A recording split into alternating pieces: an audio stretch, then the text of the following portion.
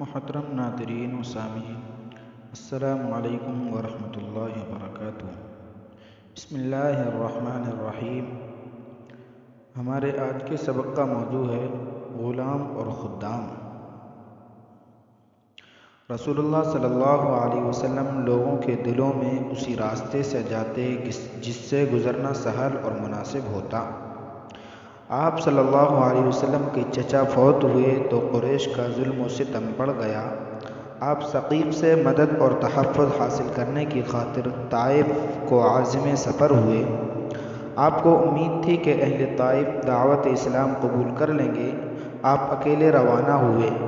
طائف پہنچ کر آپ نے ثقیف کی 3 ممتاز شخصیات سے ملاقات کرنے کا فیصلہ کیا۔ عبد یالیل، مسعود اور حبیب تینوں بھائی عمرو بن عمیر کے بیٹے تھے۔ ان کا شمار اشراف ثقیف و طائف میں ہوتا تھا۔ آپ صلی اللہ علیہ وسلم ان کے ہاں گئے، انہیں اللہ کی طرف بلایا اور مدد اور حمایت کے طالب ہوئے۔ انہوں نے آپ کو خاطر خواہ جواب نہ دیا بلکہ الٹا بے عزت کرنے لگے۔ ایک کہنے لگا، میں غلاف کعبہ کو اپنا لباس بنا لوں گا اگر اللہ نے تمہیں رسول بنا کر بھیجا ہو۔ دوسرے نے کہا، اللہ کو تمہارے علاوہ اور کوئی نہیں ملا جسے وہ رسول بنا کر بھیجتا۔ تیسرے نے فلسفہ بگھارا، واللہ میں تم سے کلام نہیں کروں گا۔ اگر بقول تمہارے تم اللہ کے رسول ہو تو تمہاری شان اس سے کہیں بلند ہے کہ میں تمہیں جواب دوں، اور اگر تم اللہ پر جھوٹ باندھ رہے ہو تو میں تم سے کلام کرنا پسند نہیں کرتا۔ رسول اللہ صلی اللہ علیہ وسلم نے ان کا نامناسب اور غیر دانشمندانہ جواب سنا تو جانے کے لیے اٹھے۔ آپ بنو ثقیف کی خیر اور بھلائی سے نا امید ہو چکے تھے، لیکن آپ کو خدشہ تھا کہ قریش کو اس بات کا پتہ چل گیا تو وہ پہلے سے زیادہ دلیر ہو جائیں گے۔ نبی صلی اللہ علیہ وسلم نے ان سے فرمایا، تم لوگوں نے جو کیا سو کیا، اب اس بات چیت کو پوشیدہ ہی رکھنا۔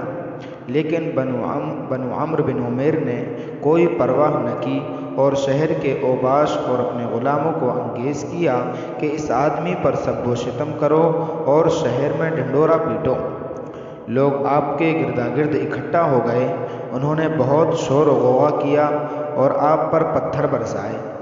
آپ نے مجبور ہو کر عتبہ و شیبہ ابنائے ربیعہ کے باغ میں پناہ لی۔ وہ دونوں باغ میں موجود تھے۔ طائف کے اوباش واپس جا چکے تھے۔ نبی صلی اللہ علیہ وسلم انگور کی ایک بیل کی طرف بڑھے اور اس کے سائے میں بیٹھ گئے۔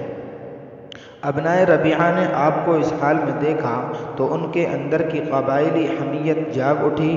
رسول اللہ صلی اللہ علیہ وسلم ان کے قرابت دار بھی تھے۔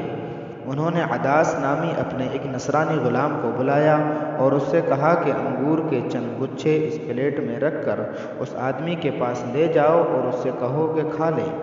عداس نے حکم کی تعمیل کی۔ وہ انگور لایا، رسول اللہ صلی اللہ علیہ وسلم کو پیش کیے اور بولا، کھائیے۔ آپ صلی اللہ علیہ وسلم نے بسم اللہ کہہ کر اپنا ہاتھ بڑھایا۔ عداس نے اس حیرت سے آپ کی طرف دیکھا اور کہا، واللہ اس علاقے کے لوگ تو یہ کلمات نہیں کہتے۔ رسول اللہ صلی اللہ علیہ وسلم نے اس سے پوچھا، عداس تم کس علاقے سے ہو اور تمہارا دین کیا ہے؟ عداس نے جواب دیا، نصرانی ہو اور نینوا سے آیا ہوں۔ رسول اللہ صلی اللہ علیہ وسلم بولے، مرد صالح یونس بن متیٰ کی بستی سے؟ آپ صلی اللہ علیہ وسلم کو کیا معلوم کہ یونس بن متیٰ کون ہے؟ عداس کی حیرانی بڑھتی جا رہی تھی۔ رسول اللہ صلی اللہ علیہ وسلم نے بتایا، وہ میرے بھائی ہیں، وہ نبی تھے اور میں بھی نبی ہوں۔ اس پر عداس نے جھک کر رسول اللہ صلی اللہ علیہ وسلم کے سر اور ہاتھ پاؤں کو بوسہ دیا۔ ابنائے ربیعہ یہ منظر دیکھ رہے تھے۔ ایک نے دوسرے سے کہا، لو تمہارا غلام تو کام سے گیا۔ عداس واپس آیا۔ رسول اللہ صلی اللہ علیہ وسلم کی زیارت کر کے اور آپ کا کلام سن کر شدت جذبات سے اس کا چہرہ دمک رہا تھا۔ اس کے آقا نے کہا، تیرا ستیہ ناس ہو، تو اس آدمی کے ہاتھ پاؤں کیوں چوم رہا تھا؟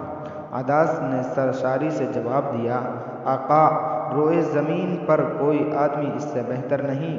اس نے مجھے ایک ایسی بات بتائی ہے جس کا نبی کے سوا کسی کو علم نہیں ہوتا۔ اس کے آقا نے تنبیہ کی، دیکھنا عداس، کہیں وہ آدمی تمہارے دین سے پھیر نہ دے تم کو، تمہارا دین اس سے بہتر ہے۔ تو کیا آج ہم تمام شعبۂ زندگی کے افراد کے ساتھ یکساں طرز عمل اختیار کر سکتے ہیں؟ ایک نظر ادھر بھی۔ انسانوں سے اچھا سلوک ان کے انسان ہونے کے ناطے کیجیے، نہ کہ ان کی صورتوں، ان کے مال و متاع یا ان کے مناصب کی بنیاد پر۔